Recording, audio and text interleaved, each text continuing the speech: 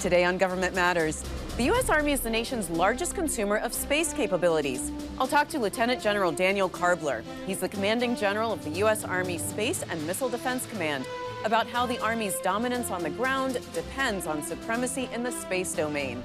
And in honor of Asian American and Pacific Islander Heritage Month, we check in with a Bengali chief warrant officer who found the American dream through serving. Government Matters starts right now. From Washington, D.C. and around the world, this is Government Matters with Mimi Geerges. This is Government Matters, the only show covering the latest news, trends, and topics that matter to the business of government. I'm Mimi Geerges. Space capabilities have become an integral part of all of our lives. Just look at GPS. But its importance to warfighting has also evolved. Lieutenant General Dan Karbler is the commanding general of the U.S. Army Space and Missile Defense Command. General, welcome to the program. Hey, thanks, Mimi. Great to be here. I appreciate you taking time to have me on. Start by explaining your mission and how that mission fits within the rest of the Army and the Defense Department. Sure, Mimi. So, Space and Missile Defense Command is uniquely postured. I'm the Army Service Component Command to two combatant commands, U.S. Strategic Command out at Offutt Air Force Base in Nebraska, and U.S. Space Command out in Colorado Springs, Colorado. So just within that, within those two combatant commands, unique perspective. I also provide soldiers to Northern Command, that the soldiers who operate our ground-based mid-course defense system that provides our missile defense for homeland missile defense. And so within Space and Missile Defense Command, I've got operational forces as well as the capabilities to do concept development and research and development. And that, again, supports the combatant commands as well as the Army. So, for example, with Strategic Command, Admiral Richard and his mission set has global missile defense operations support. And so what Space and Missile Defense Command does is support him in that global missile defense operations support mission that he has. It could be anything from where's the next Patriot or THAAD battery going to being able to help address global force management issues with our very limited air and missile defense assets. And then with Space Command, I really provide the Army space capabilities to General Dickinson in Space Command, and we do that with different deployments. We've done it here in the Russia-Ukraine conflict. And then again, for General Van Herk with Northern Command, we provide those missile defense soldiers, the 300, defending 300 million, as we like to say. And General, you know that during the 20 years of the wars in Afghanistan and Iraq, space was not really prioritized by the Pentagon. How has the importance of space evolved in warfighting? Yeah, absolutely. I mean, the department saw the importance of space, and space has always been important. When space fell up underneath U.S. Strategic Command as one of STRATCOM's mission sets, the focus of space was there. But General Hyten, at the time, who was the STRATCOM commander, would tell you that, even in the best days, space was number 3 on his priorities because he was responsible for strategic deterrence, nuclear deterrence, and then space. Recognizing that, the department understood that and stood up Space Force and Space Command. And sometimes in my discussions, I have to untangle those to make sure folks understand the difference between Space Force, Space Command, and Space and Missile Defense Command. And Space Force it is a little confusing because I wanted to ask you about the relationship with Space Force. And you've said this, quote, Space Force focuses up, Army space looks down. What does that actually mean? Sure. So the Space Force, they're looking at the strategic on-orbit missions to support, the Department of Defense and just to support all the, geographic and functional combatant commands. Army space really has to take a look at the tactical fight and what are we doing to support that ground maneuver commander, right? Army soldiers shoot, move, and communicate. So Army space, we enable that, whether that's through precision-guided weapons, providing the deep sensing for targeting, ensuring that our communications links are established, and things like navigation, ensuring that we have assured precision navigation and timing for our maneuver forces, again, so that they can do their missions to shoot, move, and communicate. Are there any redundancies in those capabilities? I mean, do you really need your own stuff? Yeah, they are complementary, but I wouldn't say that they're redundant. I mean, you take a look at, just rewind the tape 70 years ago when the Army Air Corps turned into the Air Force. And the Army still had to stand up an aviation branch because we had close air support requirements to support those ground forces. Very, very similar in the Army space is what we provide close space support, again, to make sure that those platoons, battalions, brigades have Army space-enabled capabilities to support those Army-specific missions. You know, multi-domain and joint operations, you know, bringing air and sea with the ground capabilities together, that really can't happen without space. Yeah, absolutely. When we look at, you know, the multi-domain operations and the multi-domain task force that the Army is moving out with, and you look at those capabilities, the cyber capabilities, the space capabilities, the non-kinetic and kinetic effects that a multi-domain task force is going to provide in support of multi-domain operations, and then the importance of integrating those effects in both the planning and then synchronizing the effects as we do operations within the multi-domain task force. You're absolutely right. Space is going to play a critical role in that. You know, General, we've talked about how important space is to the warfighter. What if you're denied those capabilities through enemy action or for whatever reason? What are you doing to prepare the warfighter to operate in that denied or degraded environment? Sure. It starts with rehearsals. It starts with our training, which then rolls into our readiness. So everything from our CTCs, from our training centers, whether it's a National Training Center or our JRTC, we make sure that adversary space capabilities are introduced on the battlefield so those soldiers know the TTPs that they have to use and be able to fight through a denied environment. Within our professional military education, whether it's brand new second lieutenants at their basic officer leader course, all the way through to general officers at our land component command course that they take, we ensure that we're training them on what adversary space can do to them and what our counters are to ensure that we're able to operate in that denied, degraded environment. All right, quick pause here and then we'll come back. Great. Coming next on Government Matters, we'll continue the conversation with Army Lieutenant General Dan Karbler on the Army's use of space. Stay with us.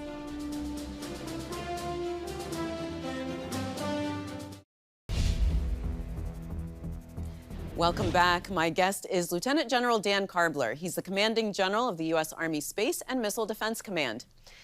General, let's talk about directed energy lasers. How are they changing short-range air defense?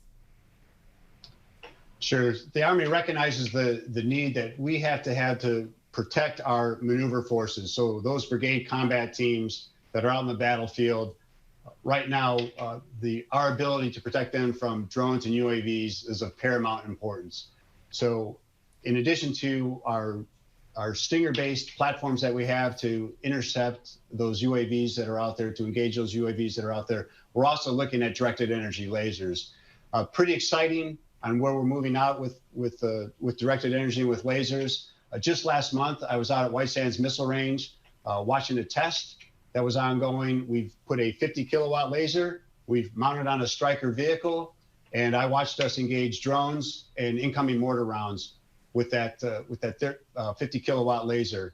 And it's just amazing. You sit in the Stryker vehicle, you watch the operators, and it's an Xbox controller like every kid growing up plays with nowadays, and that's what they use to target and do the engagement. So very intuitive to the operator, and as I was able to see in the test, very effective at getting after, again, drones and mortar rounds, because part of our mission set isn't just the drones, but we've got to be able to intercept rocket artillery and incoming mortars. Well, I want to ask you about an event in 2020 when there was an Iranian missile attack against Americans at an Iraqi base. Tell us about what happened and the missile warning system. Yeah, so our Joint Tactical Ground Station, JTAGS, and that's a theater missile warning company. We have 4 of them throughout the globe. That missile early warning detachment was able to detect the incoming Iranian missiles based on overhead satellite feed that they got. And once they get that indication that the missiles were launched, they're able to immediately provide that missile warning out to theater, in this case, the CENTCOM theater. And so those 16 Iranian missiles that were launched into Iraq, we were able to provide about 7 minutes worth of early warning, which then allowed all the soldiers, civilians, sailors, anybody who was in Iraq at the time who were threatened by those incoming missiles to take cover. And I give our soldiers great credit for why there was no deaths as a result of that Iranian attack. And early warning is an important part of passive defense. We don't have enough Patriot or THAAD interceptors to take care of everything around the world, take care of every single missile threat that could come in. So passive defense, being able to take cover, provided by our missile early warning, is a critical component of that. Give us an idea of how you're working with international partners and allies, and what the benefits are between both with the U.S. and partner nations. Yeah, so one of my responsibilities, I'm the Joint Functional Component Command for Integrated Missile Defense, and we host a campaign exercise called Nimble Titan. 27 nations through NATO, our allies in the Middle East, as well as Indo-Pacific. And that's a 2-year campaign where we bring together all of those countries who have missile defense capabilities. We look at the threat, we look at different scenarios, we talk about the tactics, techniques, procedures, policies, data sharing, the entire spectrum of the missile defense mission that we all share in order to defeat our adversaries. Important dialogue, and I would argue that missile defense is truly one of those missions that brings together our allies for the sole purpose of being able to defeat adversary missiles. Widely successful. It only grows every other year that we do this. It only grows with additional partner nations who want to be involved in that. So, General, go ahead. What would you say is your most urgent or highest priority technical advancement that you're looking for? Yeah, from the space side, I would tell you we have got to be able to track hypersonic missiles that are coming in. And we work with the Missile Defense Agency to identify those requirements, because a hypersonic missile, as it comes in, is a very tough target for us to track. And in order to intercept it, in order to attribute where it comes from, you have got to be able to track it from birth to death of that missile. And so it's very urgent. Missile Defense Agency, I know it's at the top of their priority list to get after addressing that capability. And how are you working with NASA? I was surprised to learn that there's an Army astronaut detachment. We do. We have an Army astronaut detachment down at Johnson Space Center. We have 3 Army astronauts right now, Colonel Drew Morgan, Colonel Ann McLean, and Lieutenant Colonel Frank Rubio.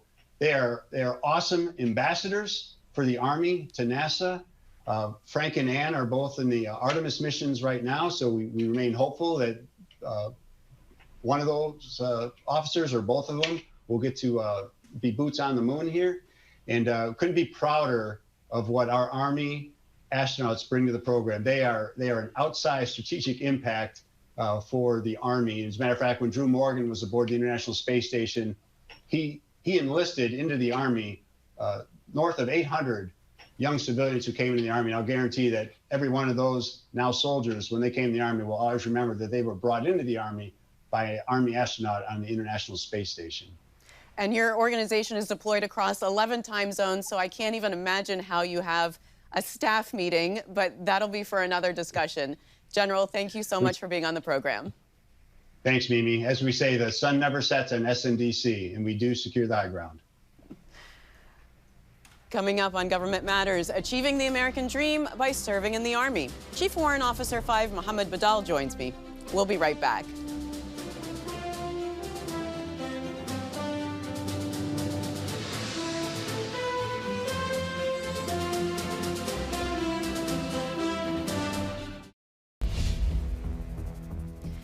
Immigrating from Bangladesh at the age of 19, my guest decided to join the Army to learn some job skills.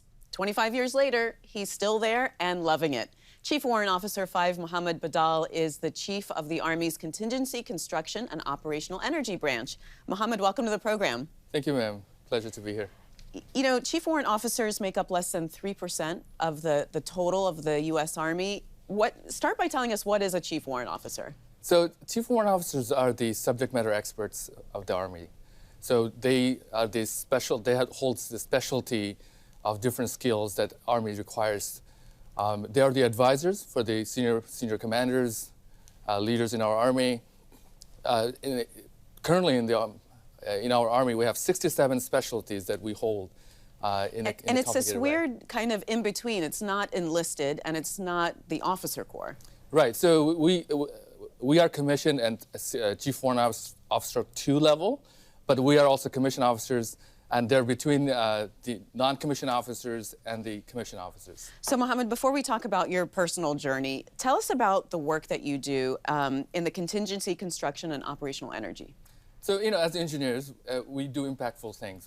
Anything we do have to touch the quality of life, right? So things we do touch the quality of life of our soldiers, our families.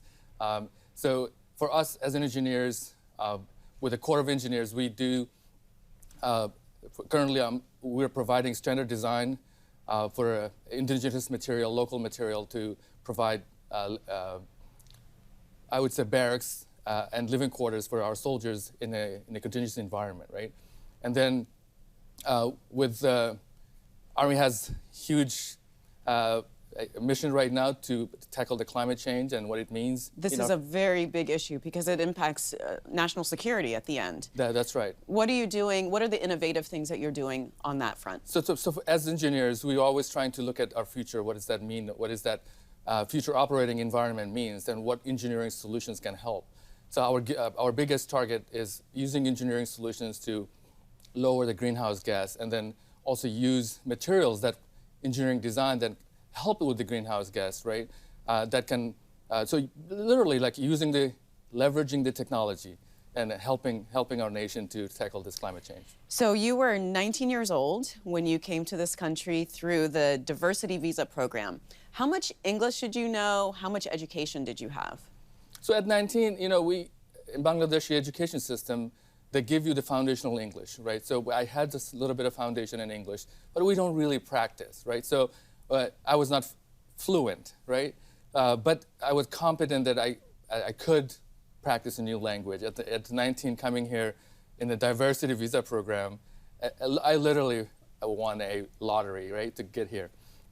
So with the diversity visa program, when I came here, joining the Army, what really helped me, what gave me the culture of fluency into the English language. But why did you think of the Army? Because that's not a typical path for this, you know, a young immigrant coming from East Asia.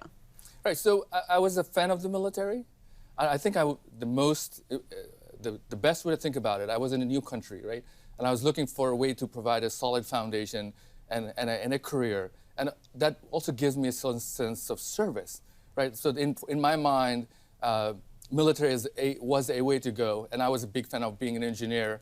My dad was an engineer, so I was like, okay, I want to be an engineer soldier in the Army.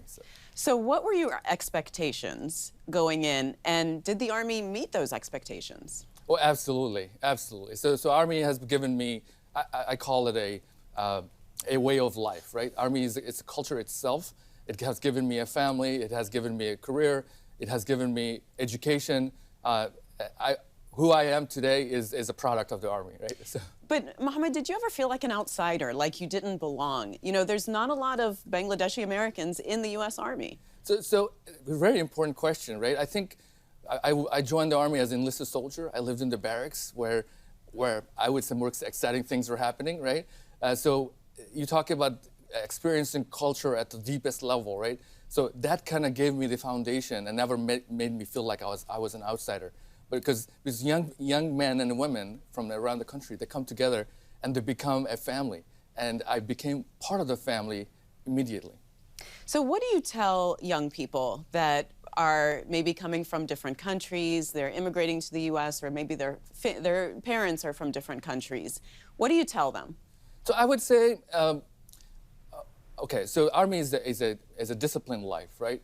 So what the Army does is helps you put your life into a positive direction. So if you're looking for to change into a positive direction. It doesn't matter if you're an immigrant or born here and raised here. It will help you provide that positive direction you're looking for. And I think besides the positive direction, it gives you physical fitness, it gives you a career, it gives you the foundation for character, it gives you the values you need to be successful as a human being. I think those things matters as you mold young men into becoming leaders, right? And I promise you, if you join the Army, they will make sure you become a leader in this formation. All right. Well, thank you so much for coming in. Nice to talk to you, Mohammed. No, thank you so much. Thank you so much for having me today. If you miss an episode of Government Matters, it's on our website at govmatters.tv. And don't forget, you can find every episode of our program on YouTube. Be sure to hit subscribe so you don't miss any of the videos we post.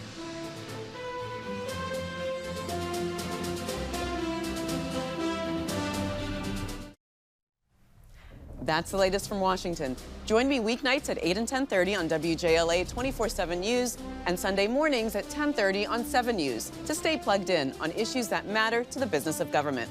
Thanks for watching. I'm Mimi Geerges.